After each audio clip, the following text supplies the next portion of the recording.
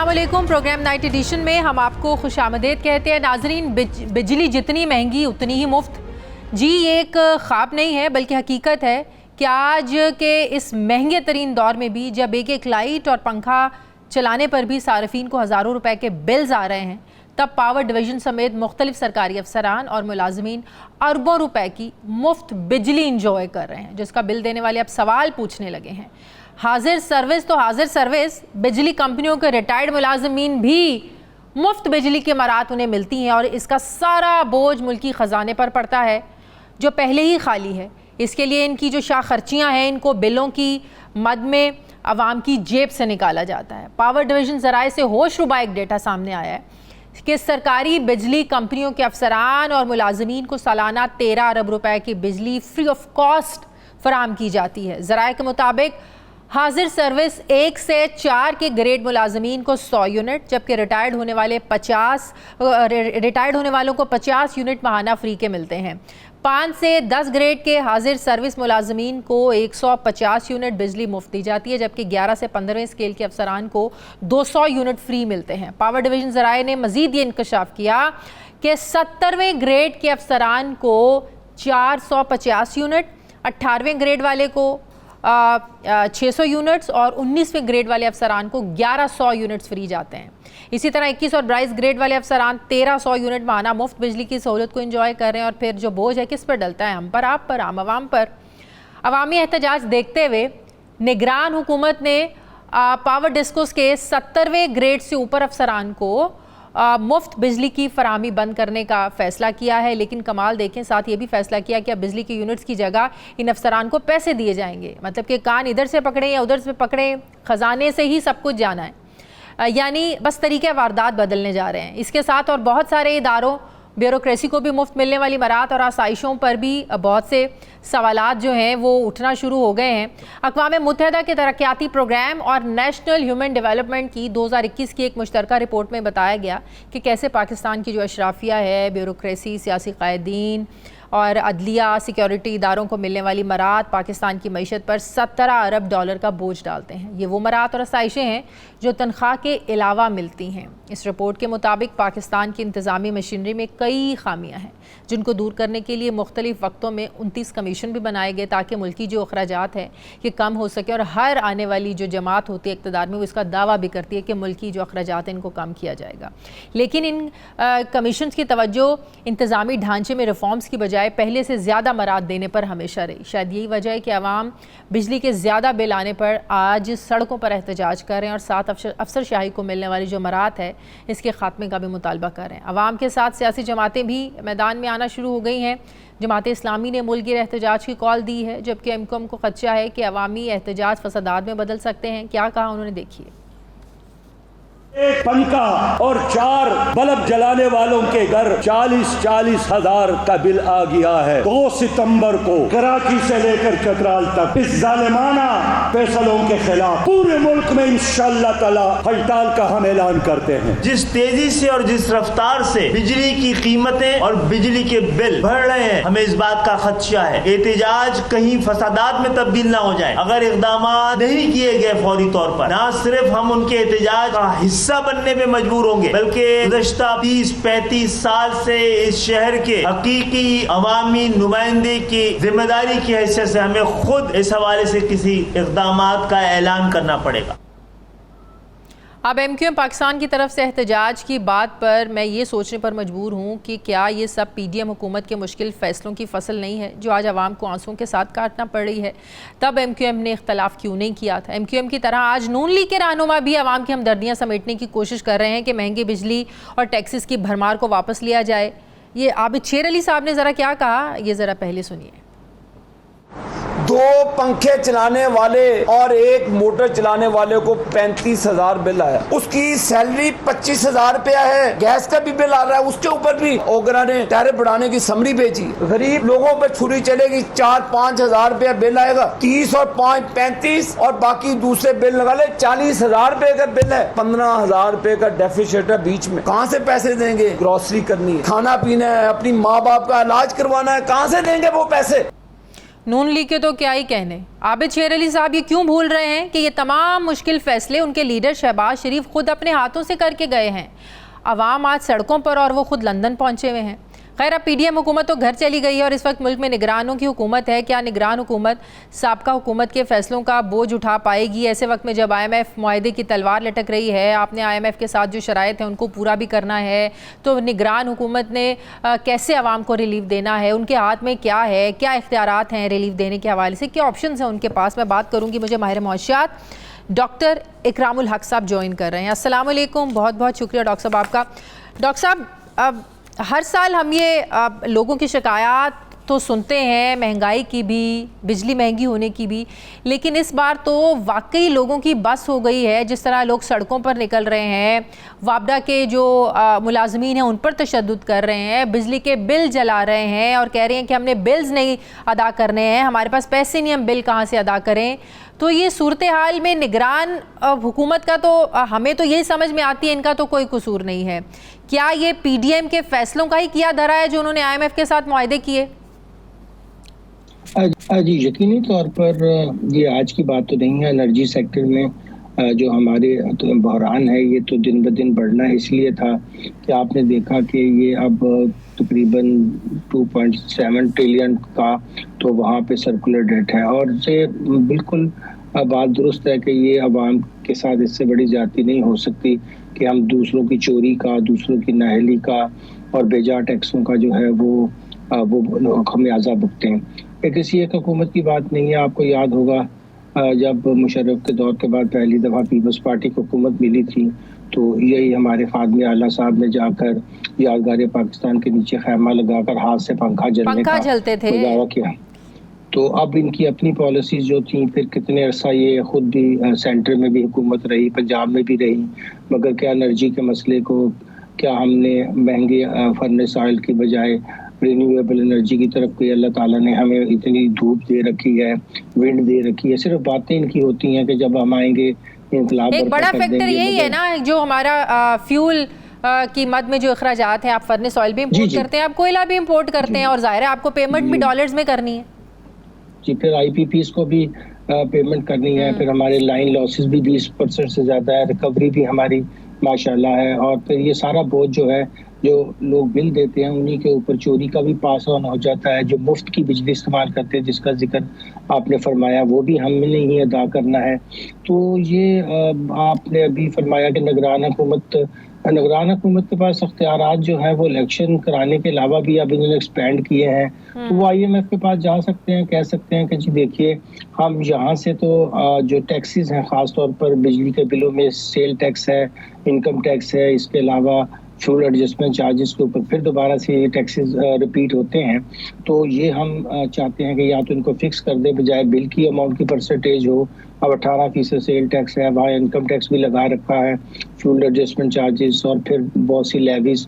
तो हम इसको कम करना चाहते हैं, मगर इसके बदले में हम जो मराद दी हुई हैं टैक्स के अंदर उम्रा को वो हम उतनी ही विड्रॉ कर लेते हैं, उस तरफ तो तवज्जो नहीं देते। इस नहीं, आप वो कह रहे हैं ना कि आप ये जो फ्री के यूनिट्स ये अफसरान को मिल रहे थे उसकी जगह पैसे मिलेंगे। बात ये कि कान इधर से पकड़े उधर से पकड़े, बोझ तो आपके खजाने पे पड़ना है ना। ये कैसा आप जो है ना आम आवाम को दे रहे हैं? मैं कह रहा था कि जो टैक्स की एग्जम्पशंस हैं वो तकरीबन 3 ट्रिलियन की हैं इस वक्त। खुद इनकी पब्लिश जो इस बजट के साथ टैक्स एक्सपेंडिचर आया था और उसमें जो मरात याफ्ता लोग हैं जो पूरी सैलरीज भी और बहुत से फायदे भी लेते हैं और साथ में फिर अपनी उन्होंने इनकम भी एग्जम्प्ट करवाई हुई है, अपने परकुजट भी जिसमें फ्री बिजली भी है, तो वो भी अगर खत्म कर दें तो फिर यहाँ से इतना क्वेश्चन तो निकल आएगा ना कि हम IMF को बता सकें कि जी हमने यहाँ से लोगों को रिलीफ दिया और इतना हमने इन लोगों को जो मराद दी थी वो वापस ले ली हैं। ठीक है, बहुत बहुत शुक्रिया डॉक्टर इकरामुल हक साहब हमारे मेरे साथ है। बहुत शुक्रिया आपका।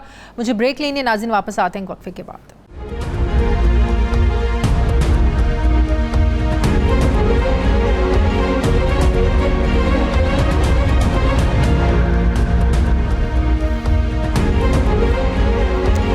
ब्रेक के के बाद एक बार फिर से आपको खुशामदीद कहते हैं। नाजरीन, क्या अब अक्टूबर में मियां नवाज शरीफ का आना तय है? क्योंकि तारीखें तो पहले भी बहुत सी दी गई, कई बार दी गई, लेकिन इस बार जो तारीख दी वो किसी आम शख्सियत ने नहीं दी, बल्कि साबिक वज़ीर आज़म और पार्टी सदर मियां शहबाज शरीफ ने ख़ुद दी, और इनके पहलू में मियां नवाज शरीफ ख़ुद भी खड़े थे। लिहाजा इस आमद के प्लान को अब यकीनी और हतमी माना जा रहा है। अगर अक्टूबर में मियां साहब वापस आ रहे हैं तो उनके जेल जाने और सज़ाओं के मुकदमात के बारे में क्या नून लीग अपनी हिकमत अमली तैयार कर चुकी है? क्योंकि जब भी माजी में उनके आने की खबर आई तो यहाँ पार्टी रहनुमाओं में किसी ने उनकी आमद पर ज़ीरो रिस्क होने की बात की, तो किसी ने गारंटी को यकीनी बनाने की बात की, लेकिन ना जाने क्यों पाकिस्तान पीपल्स पार्टी के सीनियर रहनुमा सैयद खुर्शीद शाह तो इस तारीख को भी हतमी मान रहे हैं, ना ही किसी गारंटी पर कायल हैं। उनका मानना है कि उनकी तबीयत ऐन मौके पर भी ख़राब हो सकती है। ज़ाहिर है खुर्शीद शाह साहब का इशारा भी उसी तरफ है कि ये तारीख भी किसी स्ट्रैटेजी के तहत दी गई है। आखिर वो क्या है? इलेक्शन एक्ट में हालिया तरमीम के बाद अगर उनकी नहली ख़त्म हो भी गई है तो अल अजीज़िया रेफरेंस में नवाज शरीफ की जो 7 साल कैद की सज़ा है वो तो अभी बाकी है। अगर अदालत से नवाज शरीफ को रिलीफ नहीं मिलता और उन्हें दोबारा जेल जाना पड़ता है और साथ ही इलेक्शंस भी होते हैं तो नून लीग की क्या स्ट्रैटेजी होगी? ये भी खबरें आ रही हैं कि इस बार मुस्लिम लीग नून ने इलेक्शन में एग्रेसिव मूड यानी जारहाना अंदाज में उतरने का फ़ैसला किया है। माजी में नून लीग की क़यादत के ख़िलाफ़ जो इंतकामी कार्रवाइयाँ हुई, इंतखाबी मुहिम में उसे डॉक्यूमेंट्री की सूरत में चलाया जाएगा, सामने लाया जाएगा। माजी में बड़े ओहदों पर रहने वाली चंद तगड़ी शख्सियात का पोल खोलने का भी प्लान बन चुका है।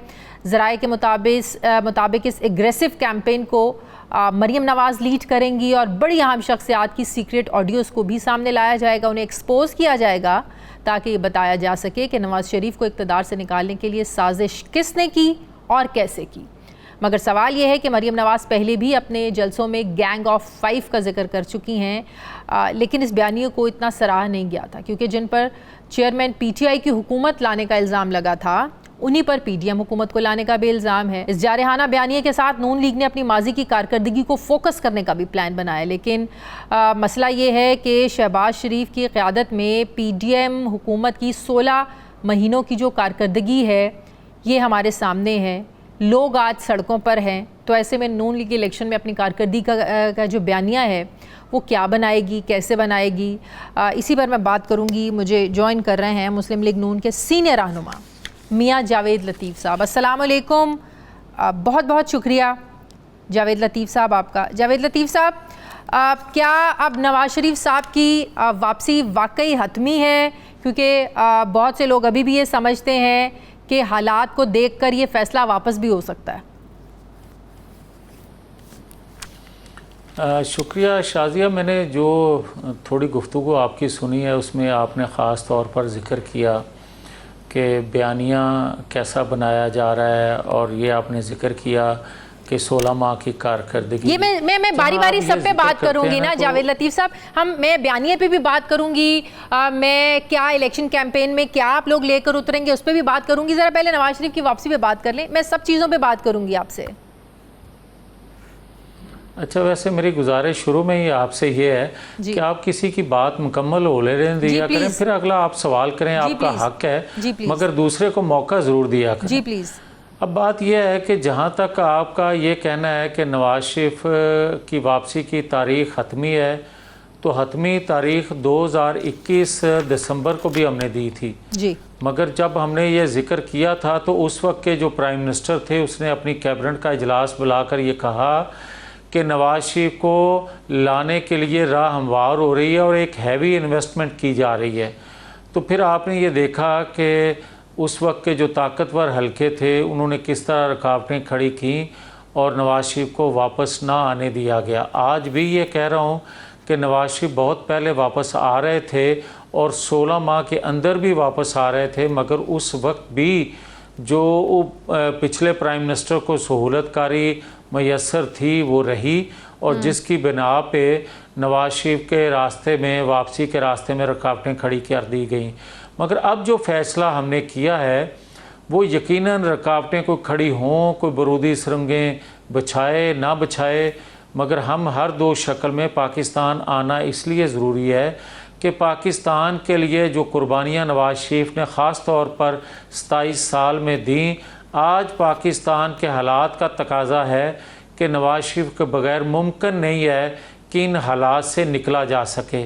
तो ऐसे हालात को देखते हुए नवाज शरीफ भी पाकिस्तान से ज़्यादा देर दूर नहीं रह सकते। हो सकता है मिड अक्टूबर से पहले पहले नवाज शरीफ पाकिस्तान आ जाएं। ठीक है, अब आपने बात की कि ताकतवर हलकों ने रुकावटें खड़ी की, उन्होंने बारूदी सुरंगें बचाई। ताकतवर हलकों को क्या फ़ायदा था नवाज शरीफ के कि अगर वो वापस ना आए? उनको क्या फ़ायदा था? नवाज शरीफ साहब तो ज़ाहिर है अपने इलाज के लिए गए थे, वो तो ऑलरेडी यहाँ पर सज़ा काट रहे थे। ताकतवर हलकों का क्या फ़ायदा था अगर नवाज शरीफ वापस ना आए, और उनका नुकसान क्या था अगर नवाज शरीफ वापस आ जाते?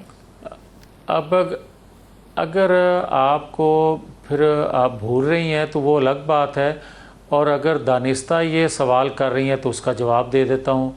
मैं ये कहता हूँ कि नवाज शरीफ जब जेल काट रहे थे और जब उनको जहर दिया गया था, उस वक्त के जो ताकतवर हलके थे उनको क्या ज़रूरत थी पाकिस्तान से बाहर लेकर जाने की? उनको नवाज शरीफ कोई बॉर्डर क्रॉस कर गए थे, नवाज शरीफ को जेल की दीवारें तोड़ के भाग गए थे, या पेट्रोल बम का इस्तेमाल किया, गलेल का इस्तेमाल किया, या मसल्ला जत्थों का इस्तेमाल किया कि ये उनको बाहर भेजने पे ये मजबूर हुए? नहीं, नवाज शरीफ को जो इन्होंने किया था नवाज शरीफ के साथ सलूक, उसका मदावा करने के लिए और लोगों को मुतमिन करने के लिए और अपनी हुकूमत का टाइम फ्रेम बढ़ाने के लिए उन्होंने नवाज शरीफ को पाकिस्तान से निकाला।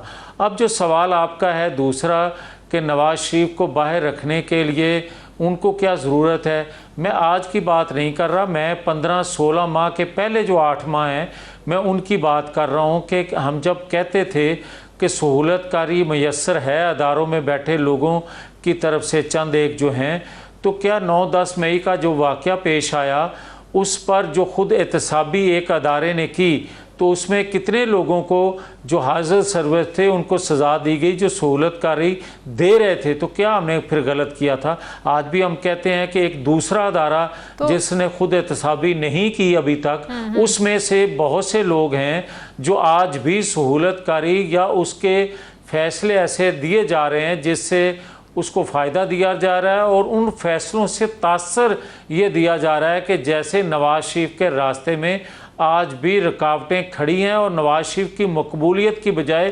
कबूलियत को तरजीह दी जा रही है। ये मैं कहना चाहता हूँ। लेकिन समझ में नहीं आ रही ना, जिन ताकतवर हलकों ने बाहर भेजा बकौल आपके कि जो उनके साथ सलूक किया गया उसका मदावा करने के लिए जो ज़्यादतियाँ उन्होंने की, तो समझ में नहीं आ रही जिन्होंने ज़्यादतियाँ की उन्हीं को एक्सटेंशन भी दी गई, वहीं से फैसला हुआ, वहाँ से रजामंदी भी जाहिर की गई कि हाँ एक्सटेंशन दे दी जाए। नहीं, बात यह है कि मुसीबत है कि आप की बात समझ में या आती नहीं है या मुझे समझाने में गलती लगती है। मैं आपको ये कह रहा हूँ कि 2022 नवंबर 2022 तक, उस वक्त तक 8 माह हो चुके थे 15 माह की कौमी हुकूमत को, उस वक्त तक तो सहूलतकारी खुलेआम थी, और फिर उसके बाद भी सिर्फ 3-4 माह बचते हैं जिसमें सहूलतकारी मैसर नहीं थी।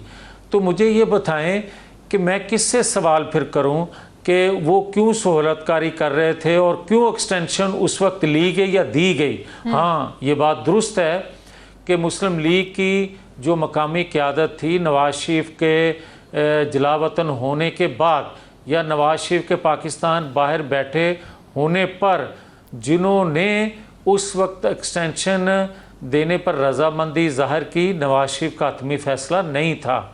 उस वक्त ज़्यादा फ़ैसला लोकल लीडरशिप का था, जो देना मैं समझता हूँ कि पाकिस्तान के मफाद में नहीं था, और पाकिस्तान ने उस एक्सटेंशन को भुगता भी और दीगर सियासी जमातों ने भी उस एक्सटेंशन को भुगता।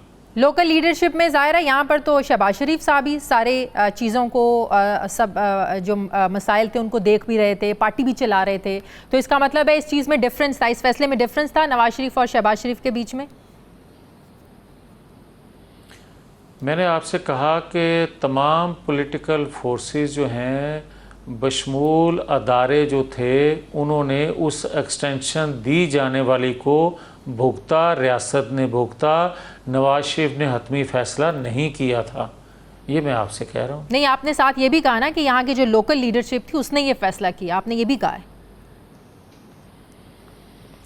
शाजिया, एक तो बात को आप ना बहुत ज़्यादा खींचती हैं, बात तो आपके पास टाइम मुख्तसर होता है और बात जो मैंने कहनी थी आपको कह दी है। और सवाल है तो बता दें। और सवाल, बयानिया क्या लेकर उतरेंगे? जो मैंने अभी अपने इंट्रो में भी कहा, क्या ये बात दुरुस्त है?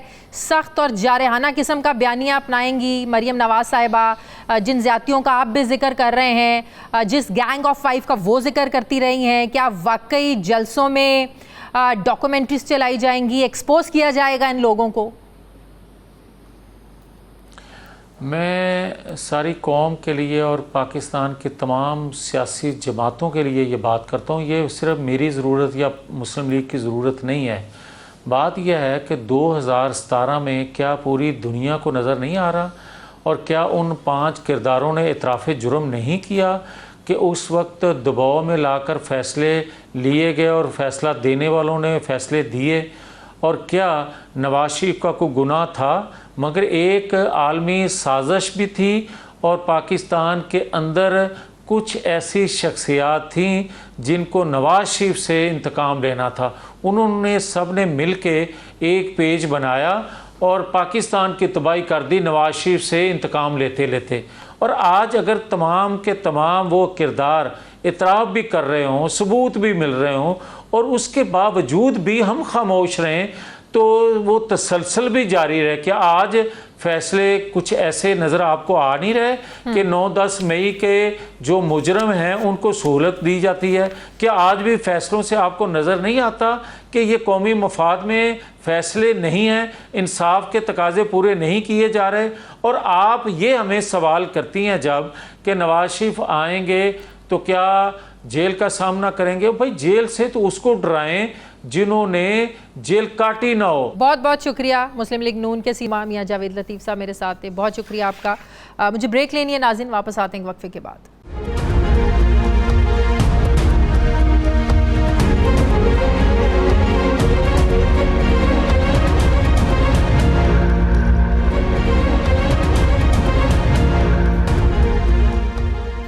ब्रेक के बाद एक बार फिर से आपको खुशामदीद कहते हैं नाज़रीन। पाकिस्तान तहरीक-ए-इंसाफ से निकलने वाली 2 जमातों इस्तेहकाम पाकिस्तान पार्टी और PTI पार्लियामेंटेरियन को इलेक्शन से पहले आवाम में अपनी जड़ें मजबूत करने के लिए यकीनन बहुत सारे चैलेंजेस का सामना है। लेकिन हम ये देख रहे हैं कि IPP और PTI पार्लियामेंटेरियन दूसरी सियासी पार्टियों के मुकाबले में तहरीक-ए-इंसाफ को ज़्यादा टारगेट किए हुए हैं। कभी PTI पर पाबंदी का मुतालबा तो कभी इसे ख़त्म करने की ख्वाहिश सामने आ रही है।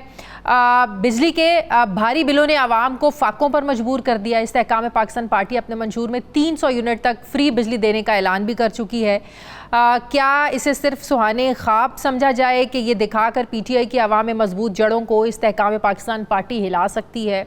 सवाल ये भी है कि PTI मुख्तलिफ बयानिए से ये दोनों जमातें इलेक्शन में PTI के ही वोटर्स को कैसे कायल कर पाएंगी? खैबर पख्तूनख्वा में परवेज़ खटक ने तो अपनी नई पार्टी का पावर शो करके दिखा दिया है, जिसको अच्छा शो भी कहा जा सकता है। परवेज़ खटक ने ये साबित किया कि पार्टी में सिर्फ लीडर्स ही नहीं बल्कि वोटर्स और सपोर्टर्स भी हैं। लेकिन जब हम पंजाब में इस्तेहकाम पाकिस्तान पार्टी की तरफ आते हैं तो इस जमात की सियासी सरगर्मियों में वो गर्मजोशी नज़र नहीं आ रही है जो किसी नई सियासी जमात में इलेक्शन ईयर में होनी चाहिए।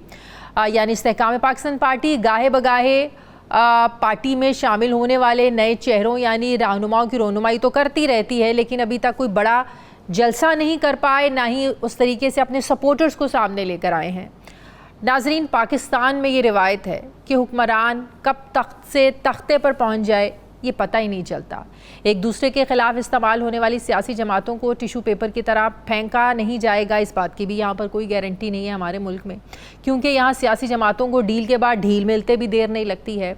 फ़िलहाल तो PTI ज़ेर अताब है। अगर आने वाले दिनों में PTI की भी ताकतवर हलकों से सुलह हो जाती है तो फिर इस्तेहकाम पाकिस्तान पार्टी का क्या बनेगा? मैं बात करूंगी। मुझे ज्वाइन कर रहे हैं इस्तेहकाम पाकिस्तान पार्टी के सीनियर रहनुमा ओन चौधरी साहब। अस्सलाम वालेकुम, बहुत बहुत शुक्रिया ओन चौधरी साहब आपका। ओन चौधरी साहब, आपको भी याद होगा 2011 अक्टूबर का जलसा तहरीक इंसाफ का, जिससे पता चला था कि कुछ लॉन्च हो रहा है, एक नई पार्टी आई है, मीनार पाकिस्तान भरा हुआ था और सब ये कह रहे थे कि आने वाले वक्त में एक बहुत बड़ी पार्टी बन के उभरेगी तहरीक इंसाफ। लेकिन हम देख रहे हैं अब इलेक्शन की भी बाज़गश्त है, 4-6 महीनों में इलेक्शंस भी होने वाले हैं, लेकिन इस्तेहकाम पाकिस्तान पार्टी ऑन ग्राउंड उस तरह एक्टिविटीज़ करती हुई नज़र नहीं आ रही है। इसकी क्या वजह है? टीम अभी एक मजबूत बना नहीं पाए हैं, तंजीमी सतह पर सपोर्टर्स उस तरीके से इकट्ठे कर नहीं पाए हैं, क्या वजह है इसकी? शुक्रिया जी, बिस्मिल्लाहिर्रहमानिर्रहीम। देखिए जी, हमारी जो पार्टी वजूद में आई है, हमारे जो इलेक्टेबल्स हमने पार्टी में शामिल किए हैं और हमारी उनसे जो जैसी एक अंडरस्टैंडिंग डेवलप हुई है और इंशाल्लाह आप ग्राउंड पे भी हमारी पार्टी को देखेंगे। हमने तंजीम साजी शुरू कर दी है, हमने अपनी पार्टी को ऑर्गेनाइज कर रहे हैं और ये विद इन फ्यू डेज़ आपको मैं अपना पार्टी का प्रॉपर इंशाल्लाह एक अवामी राब्ता मुहिम प्लान रिलीज़ करूँगा और जिस पे हम हर डिस्ट्रिक्ट में जाकर हम कन्वेंशन नहीं, हम जलसे करेंगे। और ये एक्चुअली थोड़ा, क्योंकि पहला काम होता है पार्टी को ऑर्गेनाइज करना, पार्टी का स्ट्रक्चर डेवलप करना, पार्टी को जो है तंजीम सतह पर आपको मजबूत करना। तो हमारी पार्टी एक्चुअली जो दूसरों के जलसे बड़े-बड़े कर सकते हैं, पूरे जलसे ऑर्गेनाइज कर सकते हैं अलीम खान साहब, जहांगीर तरीन साहब, तो उनसे तो बहुत ज़्यादा की फिर तवक्को रखते हैं ना लोग, जो इमरान खान के बड़े जलसे मैनेज कर सकते हैं, लाइटों से लेकर और स्टेज तक और सारे वसाइल इस्तेमाल कर सकते हैं किसी और के जलसे में, तो अपने जलसों की तो बड़ी एक्सपेक्टेशंस है लोगों को। फिर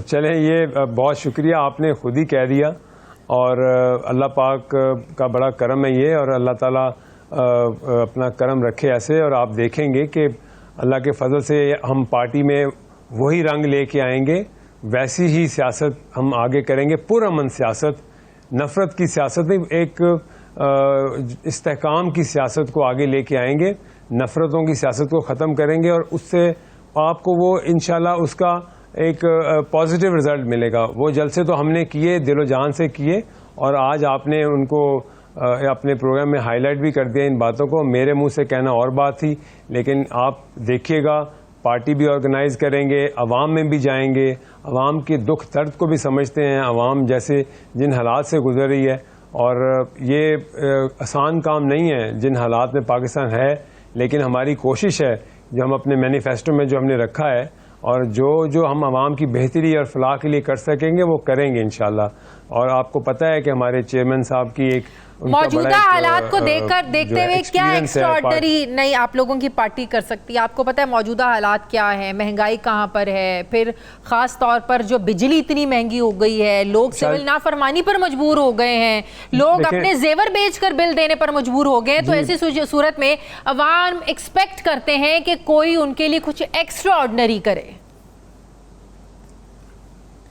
जी इंशाल्लाह मैं बिल्कुल आपकी बात को से एग्री करता हूं कि बड़ा एक सेंसिटिव दौर से हम गुजर रहे हैं और लोगों के दुख दर्द को जो है वो समझना चाहिए। और ये जो गरीब आदमी है वो बिल्कुल ही अपनी इस महंगाई के चक्की में पिस गया है और उसके लिए बहुत कुछ करना है, और उसके लिए अगर नहीं करेंगे तो पाकिस्तान की अवाम हमें एक्सेप्ट नहीं करेगी कल को, सियासतदानों को, किसी भी प्लेटफॉर्म, ये हर सियासतदान के लिए, हर पार्टी के लिए है, इस मुल्क के लिए ये एक इंडिकेटर है ये कि आप अपनी आवाम को अब इतनी आजमाइश में हम ना डालें, हम आवाम के लिए सहूलतें पैदा करें, आवाम के लिए जो हो गया, जो गुजर गया, नफरत को ख़त्म कर दें और खुदारा इस पाकिस्तान के लिए हम सोचें मिल बैठ के। लेकिन क्या आप लोगों की पार्टी की इकोनॉमिक क्राइसिस को ख़त्म करने बाकायदा तौर पर रेडी है इकोनॉमी के मसाइल को डील करने के लिए, मुल्क की इकोनॉमी पर जाहिर है अपना एक प्लान देने के लिए? क्या आप लोग अपनी टीम बना चुके हैं? जी मैं आपको अर्ज करूं जी, मैं आपको सिर्फ सिंपल कोई बड़े बड़े दावे नहीं करता, लेकिन इंशाल्लाह जो प्रोफेशनल्स की टीम है, तरीन साहब उनसे डिस्कस कर रहे हैं, और जो इलेक्ट्रिक क्राइसिस हैं, जो इनके प्रोफेशनल्स हैं वो आइडियाज़ भी दे रहे हैं कि आप पब्लिक में हम कैसे फैसिलिटेट कर सकते हैं अपनी आवाम को। बिजली के जो महंगाई है, जो जिस तरह के लोगों के साथ जो मुश्किलात हैं, वो हर तरह की जो है वो प्रोफेशनल्स के जैसे तहरीक इंसाफ में असद उमर शुरू से थे और हमें पता था कि इकॉनमी के मसाइल को डील करने के लिए, इकॉनमी पर बात करने के लिए, एक मंशूर देने के लिए इकॉनमी के हवाले से असद उमर का चेहरा नज़र आता था। इस्तेहकाम पाकिस्तान पार्टी में कोई ऐसा प्रोमिनेंट चेहरा अभी तक नज़र नहीं आया जो इकॉनमी को डील कर सके, जिसे हम कह सकें कि एक वजीर बन सकता है। मैं कोई कबल अज़ वक्त बात कहना नहीं चाहता, लेकिन ऑब्वियस ही बात है कुछ हुकूमत में आने के लिए आपको होमवर्क करना बहुत ज़रूरी है। और सबसे बड़ी बात यह है कि टोटली जो फेलियर था वो यही था कि होमवर्क नहीं था पिछली हुकूमत का, और आते ही एक बहुत बड़ा क्राइसिस आया इकॉनमी का। मैं अब ये ब्लेम गेम को छोड़ूं, लेकिन मैं ये आपको बता दूं कि बिल्कुल हम इस पे अपनी पॉलिसी के ऊपर काम कर रहे हैं। विद इन डेज हम आपको अपनी पॉलिसी के बारे में बताएंगे। हमारा जितने जो स्पोक्स पर्सन है हमारे मैनिफेस्टो के ऊपर, हमारी पॉलिसी के ऊपर, जो कि हम अवाम की फलाह के लिए, अवाम की बेहतरी के लिए, महंगाई को रोकने के लिए, पेट्रोल की प्राइसेस हैं, बिजली के क्राइसिस हैं, सोलर के लिए कि हम सोलर के ऊपर जा सकते हैं, काफ़ी चीज़ें ऐसी जिस पे हम काम कर रहे हैं। बहुत बहुत शुक्रिया। इस्तेहकाम पाकिस्तान पार्टी के सीनियर आम चौधरी साहब मेरे साथ थे, थैंक यू। नाज़रीन, मुझे प्रोग्राम में एक ब्रेक लेनी है, वापस आते हैं एक वक्फे के बाद।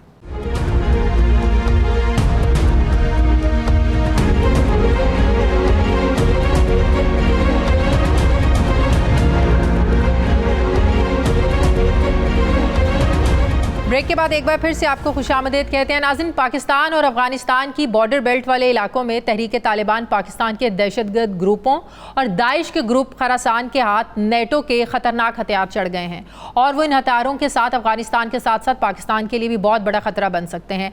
ये जो इन्फॉर्मेशन है ये पाकिस्तानी एजेंसियाँ नहीं दे रही हैं, बल्कि अक़वाम मुत्तहिदा की काउंटर टेररिज्म टीम ने सलामती काउंसिल में बताया है।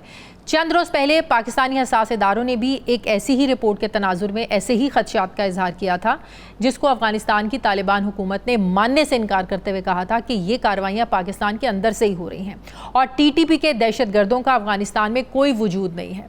बहरहाल, अक़वाम मुत्तहिदा की हालिया रिपोर्ट में यह भी बताया गया है कि दहशतगर्दों के हत्थे चढ़ने वाले ख़तरनाक असलहा और फ़ौजी साजो सामान असल में नेटो अफवाज के वो हथियार हैं जो अफ़गान सिक्योरिटी फोर्सेस को दिए गए थे। रिपोर्ट में यह वाज़ेह नहीं किया गया कि यह हथियार अफ़गान सिक्योरिटी फोर्सेस से कैसे दहशतगर्दों तक खुद पहुँचे या चोरी हुए। रिपोर्ट के मुताबिक दाइश ने एक इंडस्ट्री कमेटी भी बनाकर हथियार बनाने के नए रास्ते तलाश कर रही है और देसी साख्ता धमाका खेज आलात और ड्रोन्स के लिए पे लोडर्स में इजाफे जैसी टेक्नोलॉजी भी जिससे तैयार हो सके। वाज़ेह रहे कि कलअदम तहरीक तालिबान पाकिस्तान की जानिब से पाकिस्तान के अंदर तवील अरसे से हमले जारी हैं, जबकि हाल ही में अस्करियत पसंद गिरोह दाइश खरासान ने भी पाकिस्तान के अंदर हमले किए। चंद रोज़ पहले इस ग्रुप ने JUIF के कन्वेंशन पर बाजौड़ में हमला किया, जिसमें 40 अफराद जान से हाथ धो बैठे और 100 से ज़्यादा ज़ख्मी हुए थे। लेकिन अफ़गानिस्तान में तालिबान हुकूमत के तर्जुमान ज़बीउल्लाह मुजाहिद ने इन दावों को बेबुनियाद करार देते हुए इसे मुस्तरद कर दिया है, जैसे वो पाकिस्तानी हसास इदारों की रिपोर्ट्स को झुटलाते रहे हैं। इसी तरह उन्होंने अक़वाम मुत्तहिदा की इस रिपोर्ट को भी अफ़गानिस्तान के ख़िलाफ़ एक मनफी प्रोपेगेंडा करार दिया। पाकिस्तान में पै दर पे दहशतगर्दी की कार्रवाइयाँ जारी हैं। ऐसे में ये रिपोर्ट के दहशतगर्दों के पास ख़तरनाक हथियार पहुँच चुके हैं, ये कोई अच्छी खबर नहीं है। आखिर क्यों अफ़गानिस्तान की तालिबान हुकूमत ये मानने को तैयार नहीं है कि TTP उनके इलाकों में मौजूद है? आखिर TTP के दहशतगर्दों तक नेटो के हथियारों की सप्लाई कैसे हुई?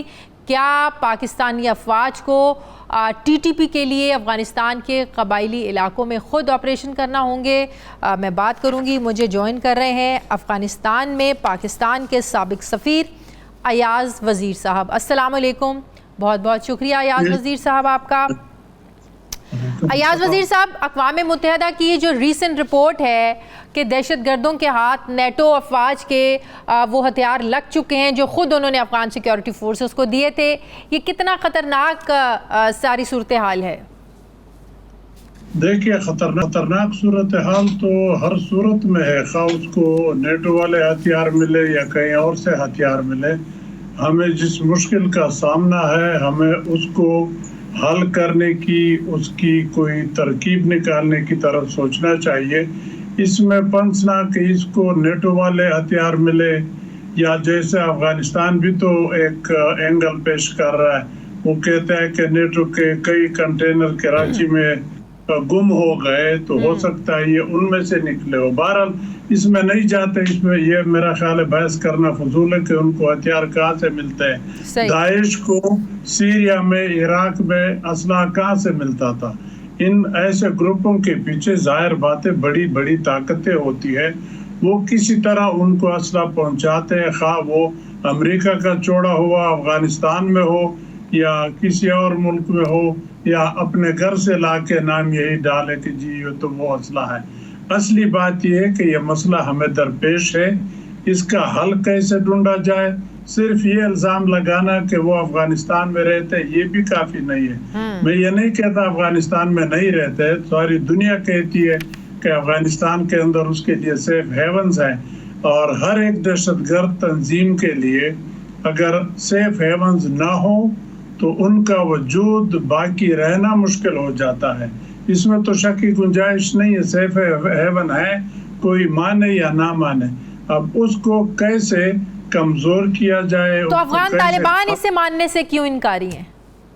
देखिए, अफगान तालिबान अगर इसे इनकारी है तो उनकी अपनी वजूहात है उनके यहाँ, लेकिन ये भी तो वो तस्लीम कर चुके हैं कि उन्होंने बॉर्डर रीजन से कई टीटीपी के लोग उठा के ऊपर शुमाल की तरफ ले गए ताकि बॉर्डर से दूर हो और पाकिस्तान को नुकसान न पहुंचा सके। तो ये तो एक किस्सा है, लेकिन हमें ये सोचना चाहिए कि हमारे मुल्क के अंदर हमें ये मसला दरपेश है, इसको हम कैसे हल कर लें। हम अफगान तालिबान पे जोर डालें, उनके हाथ मरोड़े कि भाई इसके सेफ हेवन खत्म करो तो वो खत्म हो जाएंगे। मेरा ख्याल नहीं कि उनके साथ ये खत्म हो जाएंगे, ये मजीद आपके यहाँ शायद अंदर घुसा जाएंगे। अभी भी उनकी कमी आपके इलाके में नहीं है। अगर हम इस गलत फहमी में हैं कि वो सिर्फ कबायली इलाके में है, मेरा ख्याल है ये भी एक बहुत बड़ा धोखा है जो हम अपने आप को दे रहे हैं।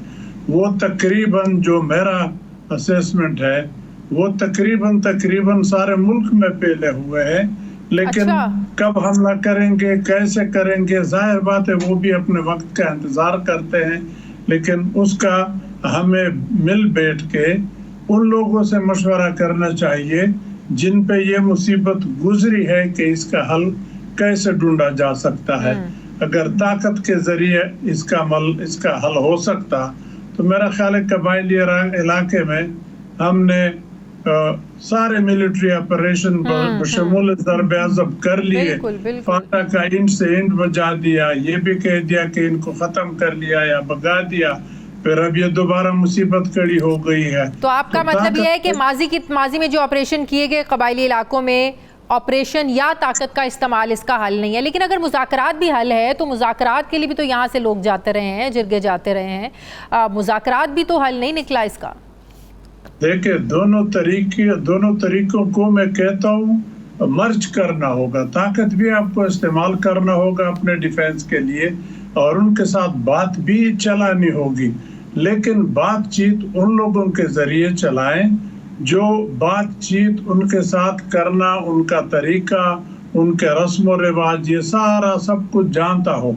पिछले जो मुज़ाकरात हुए उसमें कबायली ज़ुआमा तब इस्तेमाल कर लिए गए कि पहले बातें हो चुकी थी और उन बातों को जामा पहनाने के लिए कबायली लोगों का या उलमा के ग्रुपों का मोहर उसके ऊपर लगाना था, वरना बातें पहले तय हो चुकी थी। उस तफसील में हम नहीं जाते कि किसने वो उन बातों का पास नहीं रखा, लेकिन वो तरकीब गलत थी। हम तरकीब सही नहीं चलाते। मैं ये नहीं कहता कि हम ताकत इस्तेमाल न करें, हमारी फौज इसीलिए तो है कि वो अपने मुल्क का दिफा करे और वो कर रहे हैं। उनका काम दिफा करना है, दुश्मन को कमजोर करना है, मारना है। मुज़ाकरात और ताकत का इस्तेमाल पैरेलल कैसे चल सकता है? आपको पता है जब अफगान तालिबान के भी अमरीकियों के साथ मुज़ाकरात चल रहे थे, उधर से एक ड्रोन हमला होता था, मुज़ाकरात सारे तातुल का शिकार हो जाते थे।